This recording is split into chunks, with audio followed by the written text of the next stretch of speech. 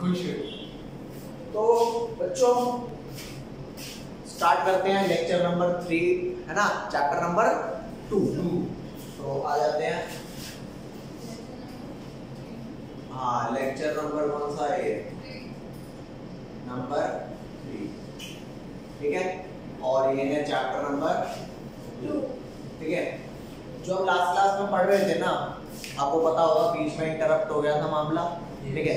मैं आपको क्या समझा रहा था? एनर्जी निकालना बता रहा था। क्या भाई? एनर्जी। तो यहाँ पर ध्यान दो, एनर्जी का फॉर्मूला आपको याद होगा, मैंने बताया था एच न्यू, बताया था एच न्यू। और न्यू किसके बराबर हुआ करता था? सी अपॉन लैम्डा, ठीक है। और सी आपका क्या होता था? Speed of light, speed of light in vacuum, ठीक है भाई। तो एनर्जी की जगह यहाँ पर मैंने क्या डाल दिया? एच सी अपॉन में लैम्डा, ठीक है। अब उसके बाद ये 1 अपॉन लैम्डा क्या होता था? 1 अपॉन लैम्डा, क्योंकि हमारा वेव नंबर हुआ करता था, ठीक है। तो ये 1 अपॉन लैम्डा को यहाँ वेव नंबर डाल सकते हैं। तो एनर्जी का फॉर्मूला क्या हो जाएगा? एच सी, और 1 बाय लैम्डा को क्या लिख दिया? Wave number. तो मेरे पास एनर्जी निकालने के कितने फॉर्मूले आ गए? अगर फ्रीक्वेंसी दिया होगा तो डायरेक्ट यहाँ पे फ्रीक्वेंसी पुट करूंगा, आंसर आ जाएगा, ठीक है। और अगर मेरे को लैम्डा दिया होगा तो मैं लैम्डा की वैल्यू इस वाले फॉर्मूले में डाल दूंगा, क्या आ जाएगा? एनर्जी आ जाएगा। h कांस्टेंट होता है, पता है मेरे को वैल्यू क्यों। और c की वैल्यू क्या होता है? स्पीड ऑफ लाइट, जो भी फिक्स होती है वो भी पता है, तो लैम्डा पता होगा तो मेरी एनर्जी आ जाएगी। उसके बाद h और c यहाँ पे भी कांस्टेंट है। अगर मेरे को वेव नंबर दिया होगा तो भी मेरी क्या आ जाएगी? एनर्जी। तो ये 3 मेरे पास क्या है फॉर्मूले, जिससे मैं एनर्जी निकाल सकता हूँ। समझ गए? ये नहीं है समझ? क्वेश्चन लिखो। अगर आपको समझाने से नहीं समझ आया तो क्वेश्चन लिखते हैं, ठीक है भाई। आ जाओ। क्वेश्चन है, फाइंड एनर्जी, ठीक है, ऑफ वेव हैविंग वेवलेंथ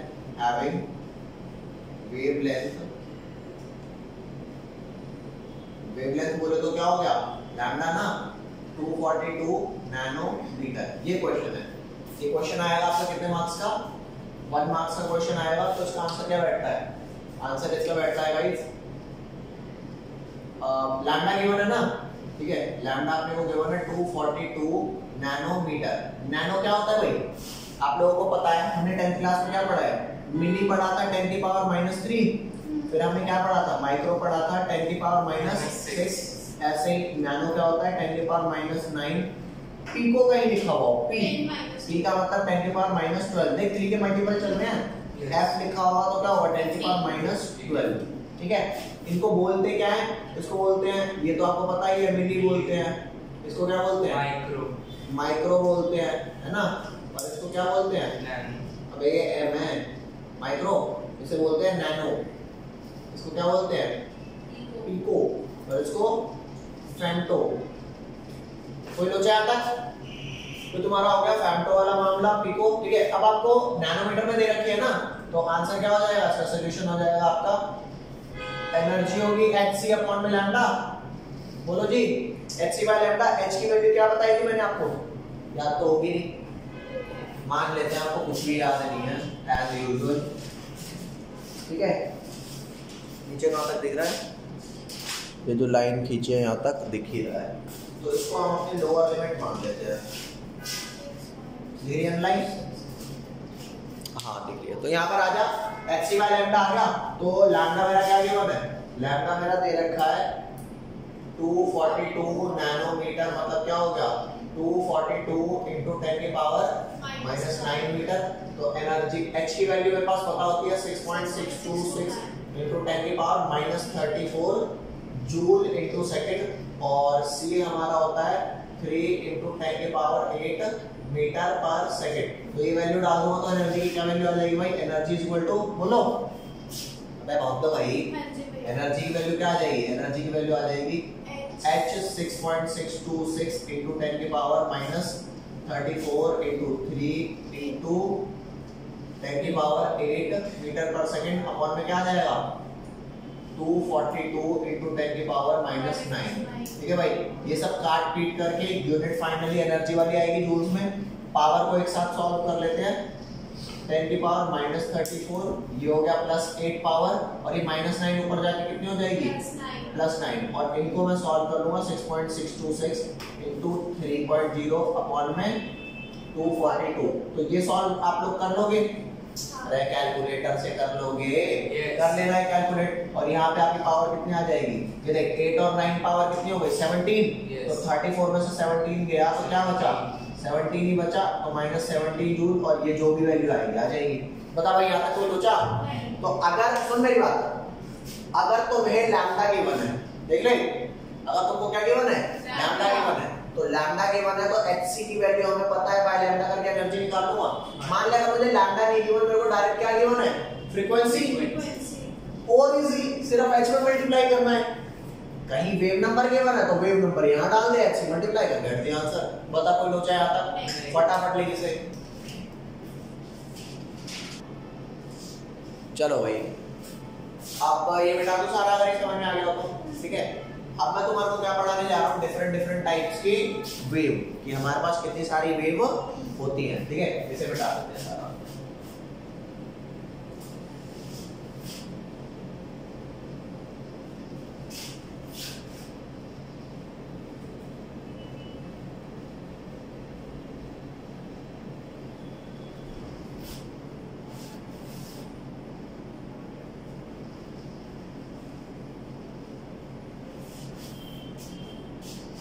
तो वही याद रख देना, मैं पहले आपको वेव के नाम लिखवा रहा हूँ, फिर उन्हें याद करवाऊंगा, ठीक है। फिर हल्का फुल्का कुछ वेव के बारे में बता दूंगा, ठीक है।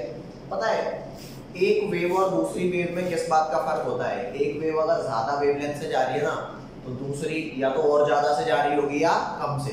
तो सिर्फ वेव लेंथ की लेंथ में फर्क होना ना वेव के सारे कैरेक्टरिस्टिक अलग कर देता है। समझिए बात? वेव का क्या सिर्फ अलग हो? वेव लेंथ, समझिए। ध्यान देना, मैं आपको टाइप्स ऑफ इलेक्ट्रोमैग्नेटिक वेव बता रहा हूं। टाइप्स ऑफ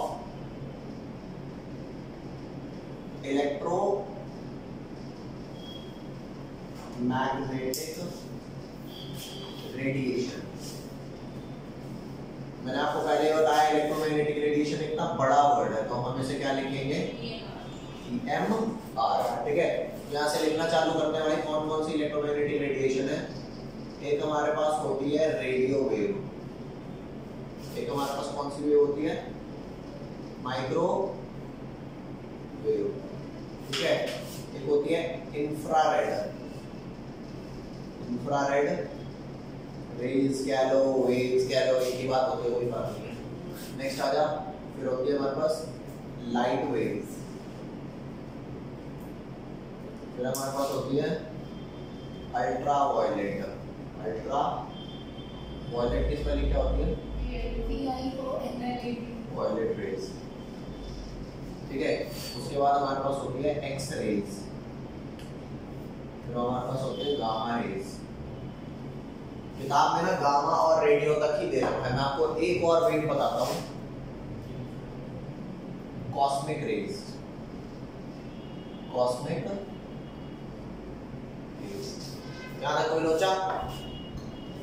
कॉस्मिक रेज हो गया, ठीक है। अब आपको इन सारे रेज के ना नाम याद कराता हूं, तो नाम ध्यान देना। नाम में क्या आ जाएगा? पहले देख लो, यहाँ पर क्या है? रेडियो वेव को बोलेंगे राम, और माइक्रोवेव को क्या बोलेंगे? मोहन। एक आदमी है, इसका नाम है राम मोहन, ठीक है। फिर इसको बोलेंगे, इनकी शॉर्ट फॉर्म भी बता दूं, जैसे रेडियो वेव को रेडियो वेव भी बोलते हैं, इसको क्या बोलते हैं? माइक्रोवेव। इसको क्या बोलते हैं? इसको IR बोलते हैं। इसको लाइट को कुछ नहीं बोलते, इसको UV बोलते हैं। क्या बोलते हैं? इसको X, इसको गामा, कॉस्मिक, ठीक है।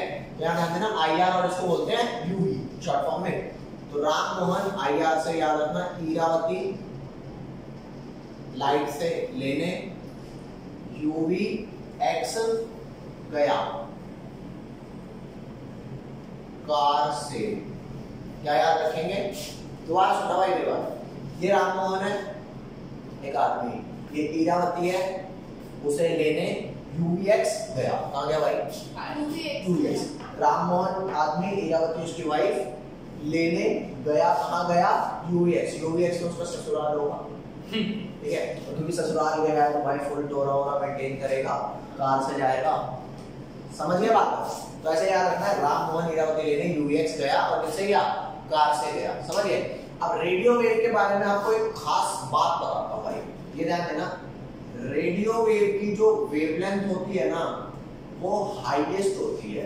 क्या होती है, हाईएस्ट। और ये सबसे ज्यादा हाईएस्ट वेव है और मैंने उसी ऑर्डर में लगा रखा है कि ये डिक्रीजिंग ऑर्डर है आपका वेवलेंथ का। क्या है भाई, डिक्रीजिंग। तो इसकी वेवलेंथ आपकी क्या हो जाएगी, कॉस्मिक रेज की, इसकी वेवलेंथ क्या हो जाएगी, लोवेस्ट होगी कि नहीं होगी, अरे बोलो होगी। हां भैया इसकी ज्यादा है, उसकी सबसे कम होगी, मैंने डिक्रीजिंग ऑर्डर में लगा रखा है, ये समझ गए। अब इस बात को समझना, मैंने आपको फार्मूला बताया था, फार्मूला क्या बताया था बच्चों, energy is equal to H nu बताया था। यस ए बाबा बोल दे रहे, energy is equal to H nu, और एक और क्या फार्मूला बताया था, energy is equal to H C upon में लैम्डा, और एक और बताया था energy is equal to H C और 1 बाय लैम्डा क्या लिख दिया, न्यू बार बताया था। तो चेक करना, एनर्जी और न्यू में डायरेक्टली प्रोपोर्शनल का रिलेशन है। अबे कोई चीज डायरेक्टली प्रोपोर्शनल होती है तो डायरेक्टली प्रोपोर्शनल हटाने पर कांस्टेंट आता है ना जी, h कांस्टेंट है, ठीक है, और ये नीचे है, h और e और लैम्डा क्या है, नीचे है, तो यहाँ पे एनर्जी क्या हो गया, इनवर्सली प्रोपोर्शनल हो गया वेवलेंथ के, और डायरेक्टली प्रोपोर्शनल हटाया तो कांस्टेंट hc आया। यहाँ पे क्या होगा, एनर्जी आपका क्या हुआ, डायरेक्टली प्रोपोर्शनल हुआ किसके, वेव नंबर के। तो मैं अगर आपसे पूछूं कि क्या क्या चीजें डायरेक्टली प्रोपोर्शनल है, तो एनर्जी, फ्रीक्वेंसी, वेव नंबर, ये तीनों चीजें क्या है, डायरेक्टली प्रोपोर्शनल, और वेवलेंथ क्या है, इनवर्सली। मतलब ये तीनों एक जैसे और ये सारे ही इनवर्सली प्रोपोर्शनल है किसके, तो याद रखना, अगर वेवलेंथ किसी वेव का ज्यादा है तो एनर्जी क्या होगी, कम, फ्रीक्वेंसी क्या होगी, कम, वेव नंबर क्या होगा, कम। ये बात किस किस को नहीं समझ आई मुझे बताओ, मैंने क्या बोला, तू बात सुन। मैंने कहा फॉर्मूले के हिसाब से E is equal to H nu है, E is equal to H C by lambda, कि न्यू सी बाय लैम्डा होता है, और 1 बाय लैम्डा को वेव नंबर देखता हूं, ठीक है, तो ये कांस्टेंट है hc, ये कांस्टेंट है hc, और ये h कांस्टेंट है, तो क्योंकि यहां ऊपर ऊपर है ना तो डायरेक्टली प्रोपोर्शनल, ऊपर नीचे है इनवर्सली प्रोपोर्शनल। इनवर्सली प्रोपोर्शनल का मतलब पता है, नहीं पता ना, बता। अगर तू गाड़ी तेज चलाएगी तो डेस्टिनेशन पे कम टाइम लगेगा पहुंचने में या ज्यादा, और अगर धीरे चलाएगी तो ज्यादा। हाँ, अगर तू एक आलू खरीदेगी तो जितना पैसा लगेगा, तो अगर 100 आलू खरीदेगी तो ज्यादा पैसा लगेगा, कम लगेगा, ज्यादा लगेगा ना। तो याद रख, अगर तूने आलू के नंबर बढ़ाए तो पैसा भी बढ़ गया, लेकिन अगर तूने स्पीड बढ़ाई तो टाइम क्या लगा। तो जो चीज एक के बढ़ाने पर दूसरी चीज खत्म हो जाए वो या कम हो जाए, उसे क्या बोलता हूँ, इनवर्सली प्रोपोर्शनल। ये बात समझ, अरे बोलो, जैसे इंसान खूब पैसा कमाता है, पैसा पैसा पैसा, तो उसकी ईगो बढ़ती है घटती है, तो डायरेक्टली प्रोपोर्शनल इनवर्सली है ईगो पैसे के, हाँ समझ गए, वेरी नाइस। यहाँ पे एनर्जी वेवलेंथ के क्या है, इनवर्सली प्रोपोर्शनल। तो बस एक ही चीज तो इनवर्सली प्रोपोर्शनल है, एनर्जी और वेवलेंथ, बाकी तो एनर्जी और वेव नंबर, एनर्जी और फ्रीक्वेंसी क्या है, डायरेक्टली। तो एनर्जी, फ्रीक्वेंसी, वेव नंबर सब डायरेक्टली प्रोपोर्शनल हुए ना जी, नहीं यही बात समझ, अरे बोलते। और वेवलेंथ क्या हुआ, इनवर्सली। तो कुल मिला के अगर वेवलेंथ किसी चीज की ज्यादा है तो उसका क्या कम हो गया, energy, frequency, wave number. Is that clear? Oh very nice. तो यहाँ पर आप लोग ध्यान देंगे, मैंने आपको कहा कि वेवलेंथ इसकी हाईएस्ट है तो क्या कम होगा, एनर्जी कम, फ्रीक्वेंसी कम, वेव नंबर कम। पेपर में क्वेश्चन कैसा आता है, पेपर में क्वेश्चन कैसा आता है, आपको 4 वेव दे देंगे, हाँ जी आपको दे दिया x ray, IR rays, light rays और कॉस्मिक रेज, उनको ऑर्डर में अरेंज करो, increasing wavelength, increasing energy, increasing frequency, यही बात समझ। तो अगर आपको ये सीरीज याद होगी तो ही तो कर पाओगे। याद करने का तरीका क्या बताया, राम मोहन हीरावती लेने यूएक्स गया, कहां से, ठीक है रे। अब मेरे को एक बात बता, जो तेरी लाइट वेव्स होती हैं उसमें कितने कलर होते हैं, व्हाइट लाइट में कितने कलर होते हैं, 7 कलर्स होते हैं। VIBGYOR, violet, indigo, blue, green, yellow, orange, red होते हैं ना। सबसे ज्यादा वेवलेंथ किसकी होती है, रेड। सबसे ज्यादा रेड की, रेड की, यही बात समझ। अबे रेड वाले को डेंजर सिग्नल क्यों बनाते हैं? क्योंकि अनडेविएटेड पहुंचता है ना, वो रेड वेवलेंथ पता कैसे चलती है? क्रिश जैसा। एक छलांग मारा यहाँ से शिकागो, दूसरा छलांग मारा वाह साउथ अमेरिका, ये बात समझ, ऐसे ऐसे मारता है, ठीक है। तो कुल मिला करके क्या बोला मैंने? रेड की वेवलेंथ ज्यादा है और इंडिगो जो लास्ट में वॉयलेट है उसकी वेवलेंथ कम है। तो आपको पता है लाइट वेव्स में रेड कलर भी है, इंडिगो भी है, ब्लू भी है, ग्रीन भी, ऑरेंज भी, तो विब्ग्योर लिखते हैं ना। तो आप मुझे बताओ, मैं रेड इधर लिखूं, वॉयलेट इधर लिखूं, या फिर वॉयलेट इधर लिखूं, रेड इधर लिखूं, या कोई सा भी लिख सकता हूं, कोई फर्क ही नहीं पड़ता। अंदाजा अंदाजा नीचे वाला रीजन बता, क्योंकि उसमें एक एक करके बोल। आर की वेवलेंथ ज्यादा है तो डिक्रीजिंग ऑर्डर। हाँ, क्योंकि हमने ये वेवलेंथ का डिक्रीजिंग ऑर्डर लगाया ना जी। तो यहाँ पे अगर रेड होगा तो ज्यादा वेवलेंथ, उससे कम, उससे कम, उससे कम, उससे कम, उससे कम, उससे कम, चल रहा है, नहीं चल रहा? ये बात समझ में आई? तो ये वाला नहीं लिखेंगे। अरे भौंक दो भाई, कोई लोचा नहीं। यहाँ पर रेड है, यहाँ पर वॉयलेट है, और ये ऑर्डर लगाना सही रहेगा। समझ गए बात? अब ये बताता हूँ कि इसका नाम इंफ्रारेड क्यों पड़ा। समझे? ये रेड है, रेड की वेवलेंथ क्या है? ज्यादा, तो एनर्जी क्या होगी? मानता नहीं मानता? मेरी बात तो बात सुन यार, वेवलेंथ और एनर्जी इनवर्सली प्रोपोर्शनल है या नहीं? तो अगर रेड की वेवलेंथ इन सब में से ज्यादा है तो एनर्जी क्या होगी? तो रेड से भी कम हो जिसकी एनर्जी, उसे बोलते हैं इंफ्रारेड। नहीं आई क्या समझ? अरे वो तुमने अनेक शब्द पढ़े होंगे यार, जो कभी ना मरे अमर। पढ़े है ना? तो वैसा भी है, रेड की खुद ही एनर्जी कम है। क्यों एनर्जी कम है? क्योंकि वेवलेंथ ज्यादा है। इन सबसे तो ज्यादा ही है। तो जिसकी एनर्जी कम हो, उस रेड से भी जिसकी कम एनर्जी है, उसे बोलेंगे इंफ्रारेड। अब वॉयलेट की वेवलेंथ कम है तो एनर्जी ज्यादा, तो वॉयलेट से भी जिसकी ज्यादा एनर्जी, अरे वाह वाह, तो एक्सरे का नाम रखते हैं अल्ट्रा प्रोमैक्स वॉयलेट, है ना? Ultra Pro Max legend. उसके बाद ऐसा कुछ नहीं है, बस इसको अल्ट्रा बोल दिया और इसको वॉयलेट से जिसकी ज्यादा उसको अल्ट्रा वॉयलेट, और रेड से जिसकी कम इंफ्रारेड। तब तो याद नहीं करने पड़े ना। और ये कम ज्यादा किसकी टर्म्स में? इन द टर्म्स ऑफ हाँ एनर्जी। एनर्जी कोई लोचा फटाक से लेके इसको जल्दी से। चलो भाई, तो ये तुम्हारा टाइप ऑफ इलेक्ट्रोमैग्नेटिक रेडिएशन भी हो गया, ठीक है। आपने वो याद करने की ट्रिक भी दे दी, इनके बीच में रिलेशन भी दे दिया, बता दिया कि कौन अल्ट्रावायलेट है, कौन इंफ्रारेड है, क्यों है, ये भी बता दिया। अब एक प्रॉपर्टी करा रहा हूं, वो प्रॉपर्टी समझना। यहाँ तक लिख देता हूँ, बड़ी बड़ी प्रॉपर्टी नहीं है, छोटी ही प्रॉपर्टी है, ठीक है। वेव का ही नेचर है ये। अरे इलेक्ट्रोमैग्नेटिक रेडिएशन का वेव नेचर पढ़ रहे हैं ना, तो वेव नेचर आ जाए यहाँ पर। All electromagnetic radiation, all electromagnetic radiation don't require medium to travel। यही बात समझाता हूं। मीडियम का होना क्या होता है कि हमारे को कोई मीडियम मिलना, सॉलिड लिक्विड गैस जिसमें चल सके, ठीक है।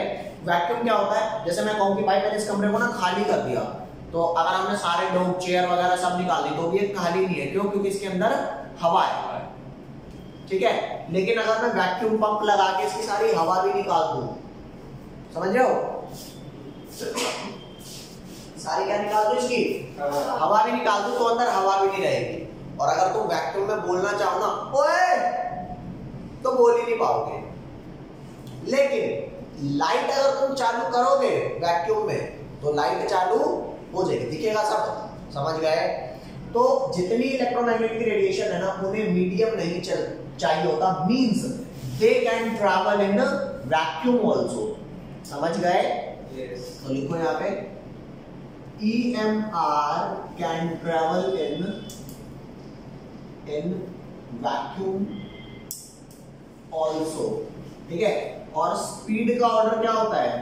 Speed of EMR, speed of EMR क्या हो जाती है वैक्यूम में बेटा सबसे ज्यादा, अरे बोलो वैक्यूम में स्पीड क्या होती है सबसे ज्यादा। और चाहे कोई सी भी रेडिएशन हो, अरे यो हो कोई सी भी हो, सबकी स्पीड कितनी रहेगी वैक्यूम में 3 × 10 की पावर 8 मीटर पर सेकेंड। ये जो स्पीड है ना इसको मैं बोलता हूं सी, क्या बोलता हूं सी।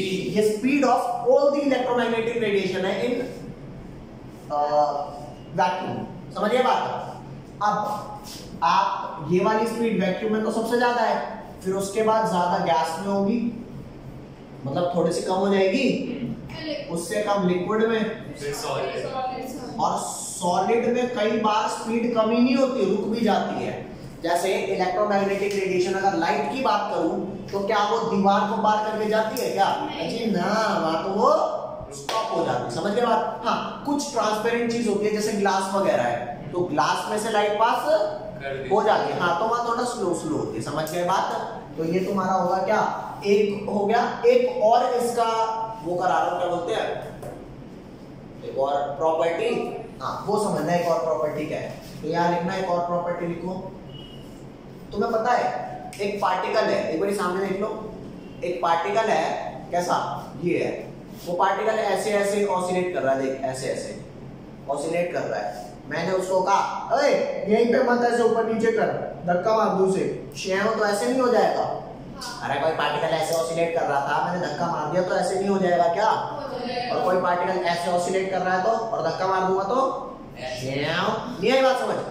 तो ये एक प्लेन है, ये क्या है, एक प्लेन, और ये अलग प्लेन है। क्या मैं कह सकता हूँ कि ये वाला जो प्लेन है और जो ये वाला प्लेन है, इसमें कितने का एंगल है 90 डिग्री। ये बात समझ।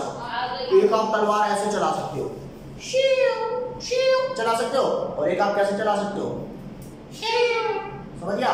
तो ऐसे चलाना और ऐसे चलाने में 90 डिग्री का एंगल है। याद रखना कि जो इलेक्ट्रोमैग्नेटिक रेडिएशन होती है ना, why they are called electromagnetic, क्योंकि हर इलेक्ट्रोमैग्नेटिक रेडिएशन दो टाइप की फील्ड्स निकालती है। क्या निकालती है? दो टाइप की फील्ड्स। एक निकालती है मैग्नेटिक फील्ड और एक निकालती है इलेक्ट्रिक फील्ड। अगर मैग्नेटिक फील्ड ऐसे चल रही है तो इलेक्ट्रॉन कैसे चलेगी, जो एक्सिस पे यहां काटेगी वो ये वाली यहां काटनी है। बात समझ? क्या बोल रे, मैंने एक लाइन खींची भाई, मैंने क्या खींची, एक लाइन। तो ये बोर्ड तो आपका ऐसा है ना, और भाई बोर्ड कोई ऐसा तो नहीं है। तो अगर मैं कहूं कि यहां से ये वाली मैग्नेटिक फील्ड है, तो ऐसे वाली कौन सी होगी, शेव, और इस कमरे के पीछे से नहीं आई बात समझ। ए बाबा, अगर ये ऐसे जा रही है तो अगली वाली ऐसे जा रही है, नहीं आई बात समझ। तो परपेंडिकुलर, समझ गए बात, बोको बे ओ भैया। तो यहाँ पे मैग्नेटिक फील्ड हो गई, और ऐसे वाली क्या होगी, यहाँ मैं ऐसे वाली नहीं बना सकता, तुम बना सकते हो तो बना लो, ये बात समझ। हाँ, अगर तुम्हें पेपर में फिर भी आए कि ड्रॉ करना है तो कुछ ऐसा कर देना, एक ये कर दिया, एक ये वाला प्लेन आपने दिखा दिया रेड वाला, एक कुछ ऐसा दिखा दो। मतलब यार कैसे बनाऊं मैं कि तुम्हें समझ में आए कि अलग प्लेन है, मैं कैसे बनाऊं, मेरे पे नहीं बनेगी। तो अगर एक तुम्हारी मैग्नेटिक फील्ड है तो दूसरी क्या होगी, इलेक्ट्रिक फील्ड। तो चेक करके देखो, मैग्नेटिक फील्ड ऐसे ऑसिलेट कर रही थी, इलेक्ट्रिक फील्ड ऐसे ऑसिलेट कर रही थी, और उनकी मूवमेंट की डायरेक्शन ये थी। तो तीनों चीजें आपस में परपेंडिकुलर है, ऐसे वाला इसके परपेंडिकुलर, ऐसे वाला इसके परपेंडिकुलर, और ऐसे वाला इसके परपेंडिकुलर, समझे? तो ऑसिलेशन अगर इलेक्ट्रिक फील्ड ऐसे कर रही थी और मूव इधर कर रही थी तो ये बन गया, और अगर मैग्नेटिक फील्ड ऐसे ऑसिलेट कर रही थी और इधर मूव कर रही थी तो ये बन गया। तो तीनों चीज आपस में क्या है, म्यूचुअली परपेंडिकुलर। नहीं आई बात समझ? तो लिखो इस बात को कि electric field, magnetic field and direction of movement. बोलो भाई, नहीं आ रही समझ क्या? भाई मना कर दो, ना आ रही हो समझ में। तो मैंने कहा इलेक्ट्रिक फील्ड, मैग्नेटिक फील्ड और direction of movement of water, of EMR is mutually perpendicular ऐसे लिख दूं तो each other. Is that clear? तो भाई